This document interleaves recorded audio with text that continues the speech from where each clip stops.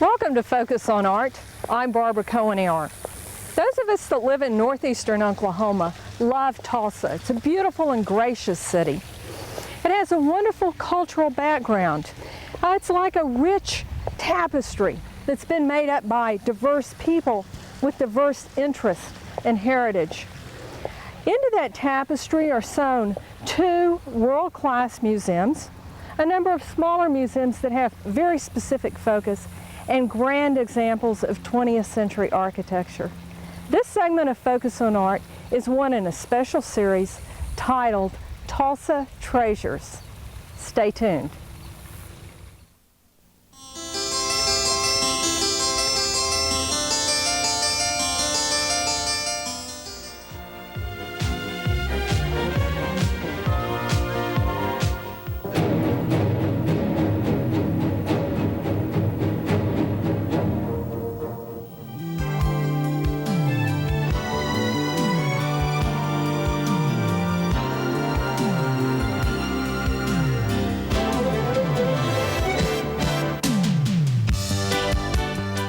Museum has one of the finest collections of George Catlin paintings in the country, and they've put them together in a very special exhibition called The First Artist of the West. We're here to view this exhibition with Joan Joe Kelly, the director of Gilcrease. Hi Joan, welcome to Focus on Art. Thanks, Barbara. Appreciate your being here with us as always. This is an exciting show and certainly a big show. Yeah. So we need to know about Catlin and about this wonderful collection. This is a wonderful collection. It's one of the real crown jewels of our permanent collection. The exhibition has about 150 paintings and watercolors in it, so it's a very big collection, and it presents every phase of Catlin's career. George Catlin, the title of the exhibition is First Artist of the West, as you mentioned. George Catlin is really the first artist who made a career as an artist of the West. There were a few who preceded him out west, but he's the first painter to really devote his entire life to Western subjects. And this is his self-portrait, or now we're wondering if it's actually by Catlin, but this is a portrait of Catlin as a young man when he was a student in Philadelphia, a student of Thomas Sully, the great American portrait painter. And now there's a question as to whether or not perhaps this may be by Sully rather than Catlin. But in any event, it is a picture of George Catlin as a young man before he went west and became a painter of the West. And of course, in the early 19th century, Philadelphia was the center of the visual arts in America. It was the capital of the American art world. And the place to be trained. And Catlin actually was not all that well trained. Like most American artists of the early 19th century, he absorbed what he could when he could. There was no formal training. He grew up on a farm in rural New York State, and at first he was a lawyer. He spent a couple of years practicing as a lawyer, but he always had wanted to be a painter. So he went to Philadelphia, and he was in the circle of Thomas Sully and some other painters, and there he learned to paint in oils. And a little bit later in his career, he moved to New York, and it was in New York that he began to paint Indian subjects and to conceive of himself as an artist who would work with Western subject matter. But we ought to look first at this picture, Barbara, which is a scene from Catlin's childhood. Our collection of Catlin's consists mostly of works that are versions of pictures in what Catlin called his Indian Gallery. The Indian Gallery is a collection that once consisted of over 600 portraits, landscapes, scenes of Indian life, all kinds of Western subjects, which Catlin created in the 1830s. That collection, the Indian Gallery collection, is now in the Smithsonian Institution. But throughout his lifetime, Catlin made many copies and versions of his work, which he sold to other people. And most of our material was made for a man named Sir Thomas Phillips, and we'll talk a little bit more about him later. What makes this painting so interesting, this is called the Rattlesnake Stand, is that this is a unique painting. This is not a version of a picture in the Smithsonian, but was made as a specific commission for Sir Thomas Phillips. And what it shows is one of Catlin's youthful adventures when he was a young man. It's not an adventure I would have particularly wanted to have had. But apparently there was this whole den of rattlesnakes which lived in a cave on top of a mountain near where Catlin lived as a child. each winter they spent their time in the cave, but then in the summertime when it got warm, they all came down and sort of invaded this happy valley. And so one spring, Catlin and 2 hunters whom he knew went up to kill the snakes. And Catlin positioned himself on this ledge, and he fired a blast at this massive snakes, and then all the snakes were confused, and these other hunters came up with sticks and tried to beat the snakes to death. And as a final sort of coup de grace, they took one of the snakes who survived all this and tied a little charge of gunpowder to his tail, and he went back into the den, and the thing exploded, and that was the end of the snakes. It's an important picture. It's kind of a bizarre picture, but it's important because it tells us an important thing about Catlin, and that was his interest in hunting and the outdoors, which was absolutely crucial to his work as an artist in the West. He was the first artist to actually really go out west and to stress the fact that you need to see Indians in their own environment to paint them properly. And to do that sort of thing, you really had to be a bit of a hunter and an outdoorsman, because you were going to be outside. Well, Joan, what caused Catlin to have this real interest in Indians? In Indians in the West? Well, he always said that it was something that happened to him in Philadelphia, that when he was at Charles Wilson Peale's museum, which was a museum that had paintings, but also things like all the artifacts that Lewis and Clark brought back from their expedition, or at least some of the artifacts that they brought back. He always said that one day he went to Peale's museum and there was a delegation of Indians from the West who were on their way to Washington and had stopped in Philadelphia, and they were all dressed in their most beautiful clothing, and Catlin was sort of thunderstruck, and he said, I saw these noble people, and I decided to devote myself to becoming a painter of Indians. And it's a great story there, and there's also some dispute about maybe one of the reasons he decided to do that was also because he wasn't very successful in New York, which is where he moved after Philadelphia. And we can look at an example of his work from New York. This is actually the first painting that he did of an Indian. This one here is his painting of Red Jacket, his very first Indian portrait. What's next to it here is a painting of Red Jacket by John Nagel. Nagel was a friend of Catlin's in Philadelphia. Nagel was Sully's son-in-law, and Catlin and Nagel were pals, and Nagel made this portrait in 1824, and I think there's a real kind of connection here, you see, between these two pictures, certainly in subject matter and also in pose. Catlin's painting, however, is just an oil sketch. It's not a finished portrait like Nagel's is. And the other great difference, which is very important for Catlin's career, is that this portrait was painted at Red Jacket's home near Buffalo.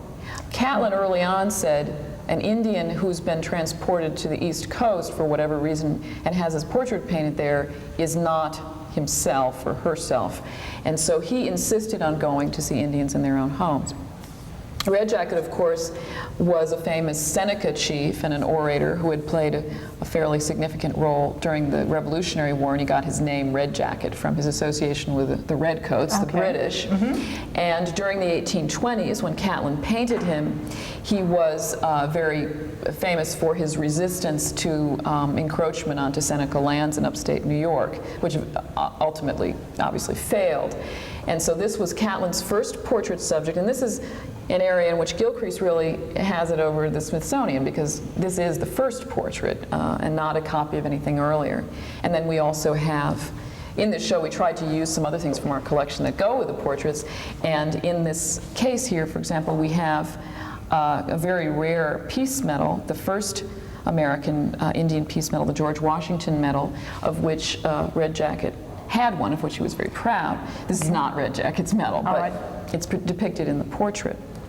Okay, so from this initial portrait, then we go to a live sport, collected into a very large exhibition that traveled the world. Very good, yes. And so kind of this wall in this case are going to explain that to us. Yes, these are some, I guess we'd call them souvenirs of the Indian Gallery. Catlin painted the Indian Gallery between about 1828 and 1848, but beginning in the 1830s he started exhibiting it, even as he was adding to it. His first exhibitions were in cities in the United States, but in 1840 he decided to take it to Europe. And he spent actually the next 30 years living in Europe. And what we have in this case are archival things, documents, catalogs, an invitation to the gallery that probably belonged to Sir Thomas Phillips, who was Catlin's great patron in England and who obviously went to visit the Indian Gallery when it was shown in London, and had these little things that he saved and that eventually came to us when Thomas Gilcrease acquired the rest of Phillips's collection of Catlins. All right, one thing that we might mention as we're looking, of course, at this case, is the fact that Gilcrease has this wonderful library and archives. Yes. I think sometimes we think paintings and we forget about this dimension of the collection. And this is one of the things that makes our collection, our entire collection, so special, but our Catlin collection so great, is that we have these kinds of things, printed material, but we also have a large archive of letters that Catlin and Phillips wrote each other. So we have a great series of documents that go with our paintings, and many of them are in the show. Wonderful. Okay, now over here, just to kind of get people started, looking at the kinds of things he did. The kinds of things we have, and these again are sort of supplementary things. These are 3 images of performers who appeared with the Indian Gallery. Some historians have suggested that Catlin's Indian Gallery was the first Wild West show, because along with all the paintings that he exhibited and the artifacts which he exhibited, he also had lectures and eventually Indian performances, things like dances and pretend battles and that sort of thing. This picture, which is extremely rare, is a lithograph with Catlin's writing in pencil on it, announcing a lecture that he's going to give, and it features his nephew, who assisted him, dressed up in an Indian costume. Catlin's first performers were white men who dressed as Indians. But later, Catlin was able to employ real Indians who came to Europe in groups and often worked as performers, and so he had more genuine Indians employed by his show. Well, this, of course, is a wonderful image, and certainly one that's very well known from the collection. Yes, it's a group of Ojibwa Indians who worked for Catlin in London. Okay. Joan, now you have hung the show chronologically. Well, let's go and look at some of his early works and proceed from that point. Great.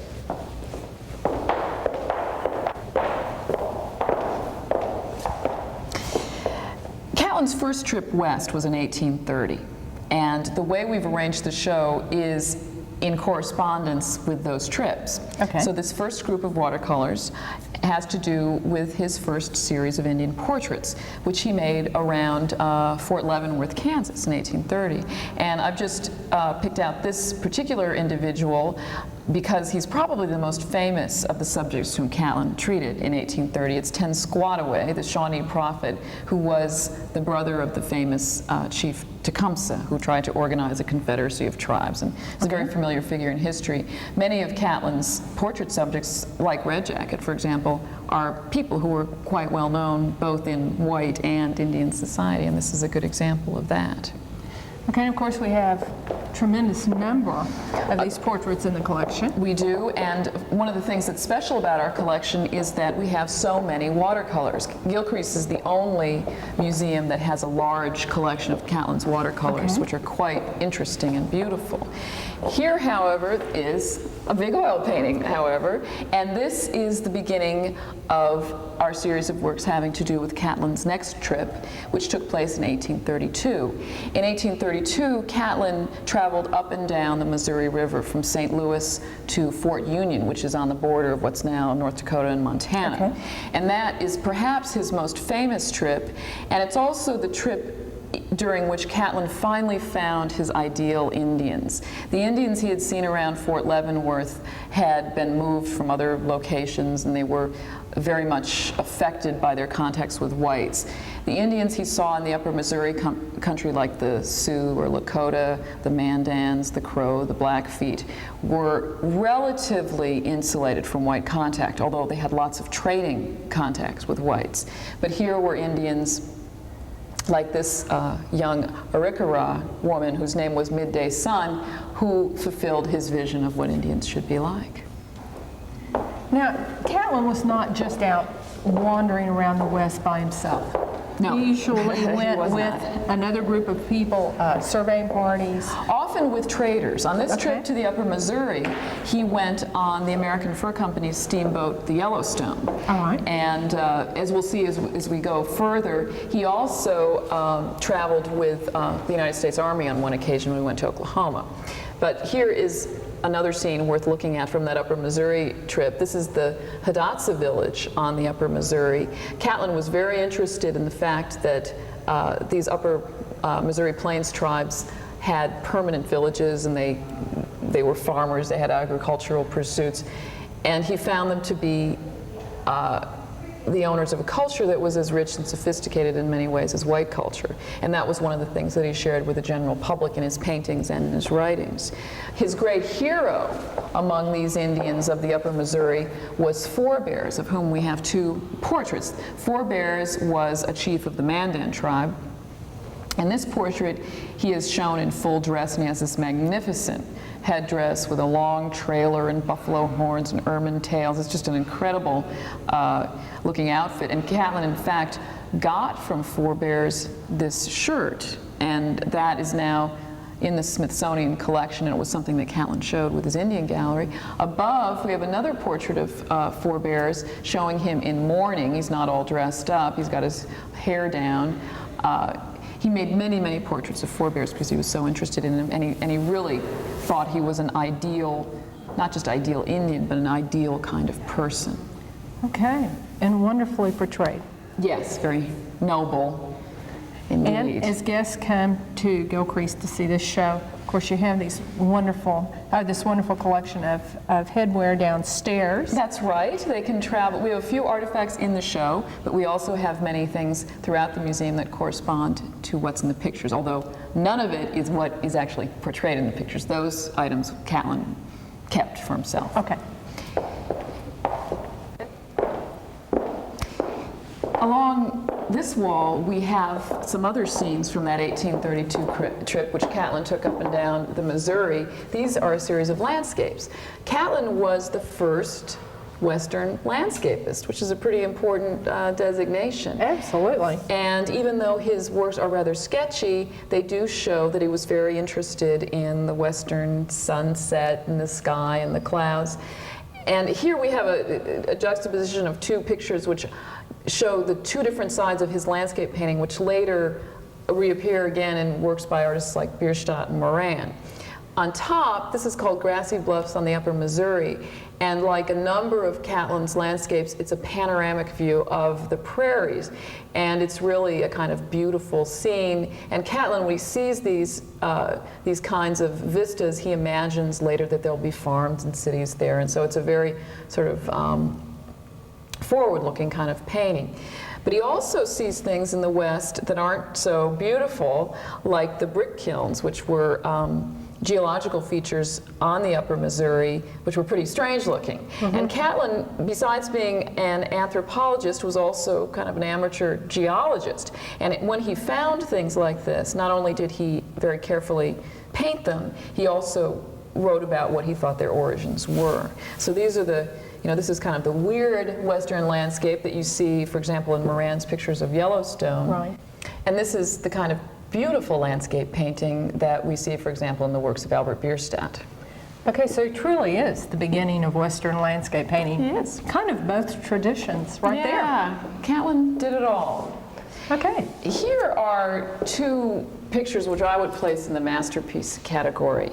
These are scenes inspired by Catlin's experiences again on the Upper Missouri. This is called Indian Council Sioux, and what I love about both of these paintings are the number of interesting individuals that Catlin has described within this large group of people. For example, there's a man here who's doing something to his moccasins, repairing them, I guess, while the chief is speaking. Someone else is reaching toward the fire. There's a mother and her child on a cradle board. These are really wonderful paintings. Always in Catlin, whether the pictures are big or small, they really reward close examination.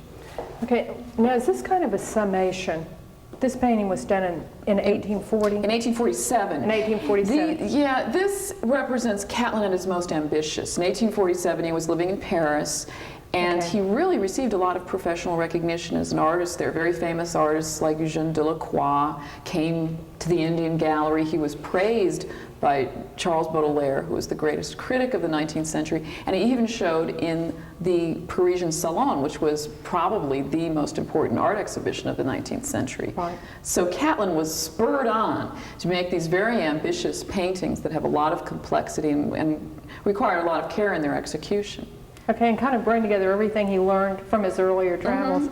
Along with what he learned in museums in Paris, because if we look at this one, for example, there are quotations. This is a bear dance, a Sioux bear dance. It has a quotation from classical sculpture. This is a classical river god over here. And this figure, taking a nap, I believe is based on a famous sculpture in the Louvre called the Hermaphrodite. So it really represents the summation of Catlin's ambitions as an artist. Yeah, well, they really are wonderful. They're great. Okay, now along this wall we find some landscapes that he's actually included himself in. Yes, this is a series of pictures of various sporting subjects in the West. If we think back to the Rattlesnake Stand and Catlin's love of hunting interesting prey, there are a number of scenes here that show him. This one is especially good. Catlin always stressed the fact that going out west was a dangerous enterprise. And when he painted himself, he often showed himself in kind of sticky situations. And here is one of Catlin with his two trapper friends, and they are in danger of being stampeded by a group of buffalo. Yes, I would say that is a rather dangerous situation there. Scary. Okay, now as we go to the next gallery, we're going to find things that he actually painted in Oklahoma. Yes. All right. Well, Joan, let's first talk about when Catlin was actually in Oklahoma. In 1834, he came to Oklahoma.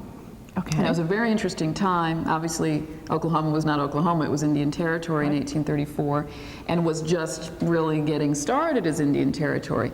So Catlin came at a moment when members of the tribes from the southeast who were being removed were starting to come to Oklahoma, and there were lots of indigenous tribes around, and there was a real collision of many cultures that he encountered here. So this is probably, although it's not the most famous trip, is probably one of the most interesting and certainly the most dangerous of any of his trips west. Okay, and certainly at just an absolute pinnacle of history. The right moment. The right moment. The right moment.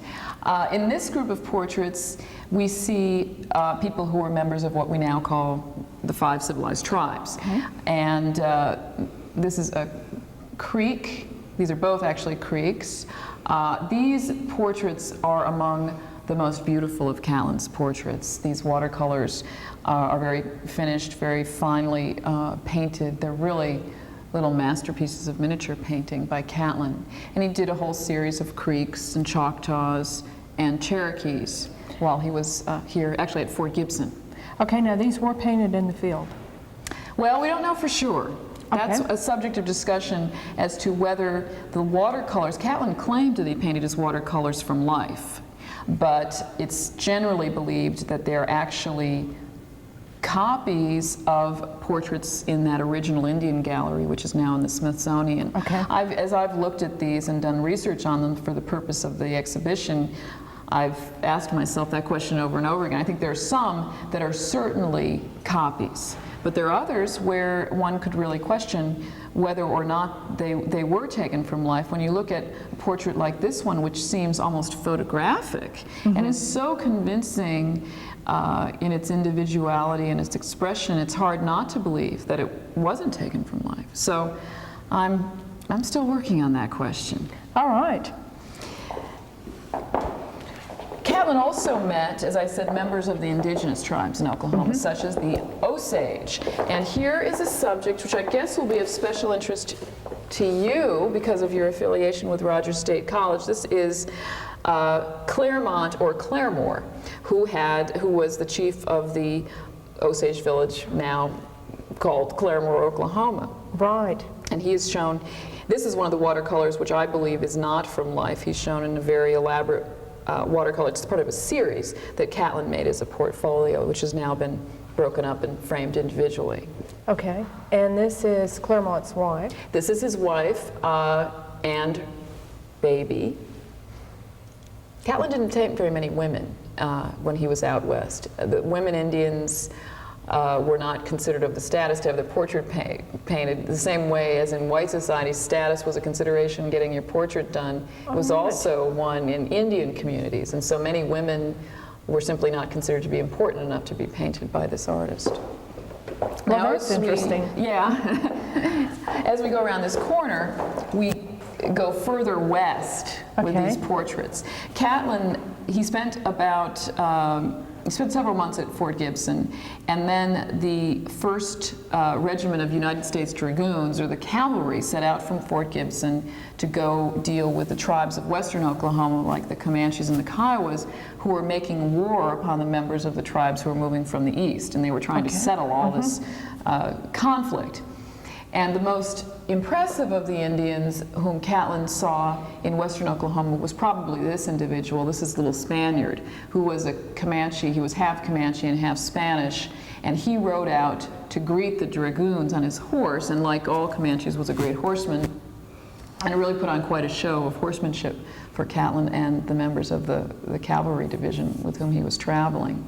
And this is another one of those images by Catlin which really brings home his fundamental importance. You know, this is the basis of so many other images of Southern Plains Indians, and goes all the way through not only art history but also into the movies. That it just shows how important Catlin was as an originator of these kinds of icons of the West. We also have a few oil paintings related to this trip, which are quite wonderful. There are 2 showing Comanche horsemanship. One is a kind of mock battle taking place in their village. The other is lassoing wild horses. And there is also a picture of the Wichita village in western Oklahoma at the base of the Wichita Mountains. Well, a wonderful record of early Oklahoma, before we actually were Oklahoma. That's right. Okay. Well, now before we leave, we want to take a look at the Souvenir Book. Joan, tell us a little bit about this. Well, this is an album of watercolors, which is never put on public view. It's always kept locked up because it is so sensitive to light. And it's a series of 50 watercolors of subjects from the Indian Gallery, which Catlin recombined on the page. And it's one of a series of albums. Ours, however, is the best because it's all in watercolor, and the others are in pencil. Okay, wonderful. And what an opportunity to get to see it. Okay, now over here we have really the end of his travels through the West, and I suppose that's a good place for us to be because we're almost out of time. Yeah, this is the Pipestone Quarry, which Catlin visited. It's in southwestern Minnesota. He visited here in 1836 on the last of his western tours of the 1830s before he started really touring with the Indian Gallery. Well, Joan, it's been a wonderful trip through the gallery. It's a wonderful exhibit, and appreciate knowing so much about George Catlin. Thanks for being here. It's been great. And for those of you at home, we appreciate your being with us, as always, for Focus on Art.